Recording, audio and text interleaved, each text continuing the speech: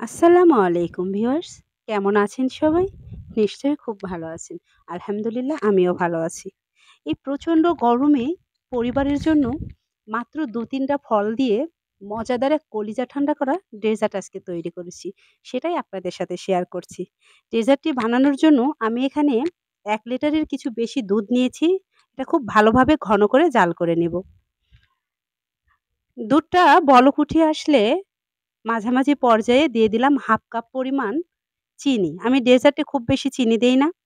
আমার ফলের মিষ্টিতে ডেজার্ট খেতে বেশি ভালো লাগে। আমার দুধগুলো জাল করা হয়ে গেছে। আমি দুধগুলো ডিপ ফ্রিজে রেখে দিব কিছুক্ষণের জন্য। এবার কড়াইতে কিছুটা পানি গরম করে নিয়ে এর মধ্যে দিয়ে দিয়েছি ১ কাপ পরিমাণ সাবুদানা। এই সাবুদানাগুলোকে খুব ভালোভাবে সিদ্ধ করে নিব, তারপর পানি ঝরিয়ে নিব।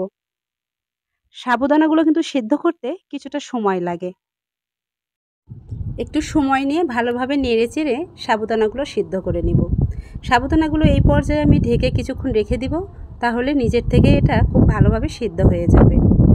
এবারে একটা বাটিতে আমি দিয়ে দিচ্ছি ১ বাটি পরিমাণ তরমুজ কুচি, দিয়ে দিচ্ছি ১ বাটি পরিমাণ আঙ্গুর কুচি। আমি আঙ্গুরের মাঝখানে কেটে নিয়েছি দেখতে ভালো লাগার জন্য। এবারে দিয়ে দিলাম ১ বাটি পরিমাণ আপেল কুচি। এবার ফলগুলো একটু ভালোভাবে মিক্স করে নেব। মিক্স করা হয়ে গেলে এবার এর মধ্যে দিয়ে দিব সিদ্ধ করে ধুয়ে রাখা সাবুদানাগুলো। আমি এখানে ১.৫ বাটি পরিমাণ সাবুদানা দিয়ে দিয়েছি।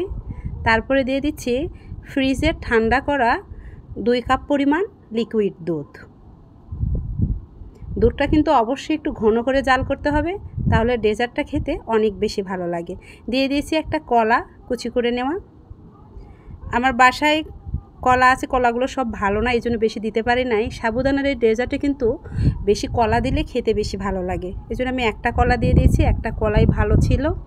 এবার সবগুলো উপকরণ একটু চামিচের সাহায্যে ভালোভাবে মিক্স করে নেব। এই প্রচণ্ড গরমে কলিজা ঠান্ডা করে এই ডেজার্টটা কিন্তু পরিবারের সবার জন্য অনেক উপকারী এবং স্বাস্থ্যসম্মত। খুবই হেলদি এই রেসিপি। ছোট থেকে বড় সবাই খেতে যেমন পছন্দ করবে, তেমন সবার কলিজা একদম ঠান্ডা হয়ে যাবে।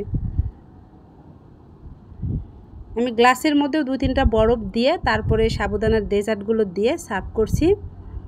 বাটিতেও ২-৩টা বরফ দিয়ে দিব। যেহেতু দুধগুলো অনেক বেশি ঠান্ডা করা ছিল, ডেজার্টটা কিন্তু অলরেডি এমনিতেই অনেক বেশি ঠান্ডা। এই ডেজার্টের মধ্যে ব্যবহৃত সবগুলো উপাদানে কিন্তু অনেক বেশি হেলদি। তো বন্ধুরা, একটু সুযোগ পেলেই বাসায় এই মজাদার ডেজার্টটি তৈরি করে নেবেন। আজকে এ পর্যন্তই। ভালো থাকবেন সবাই। আল্লাহ হাফেজ।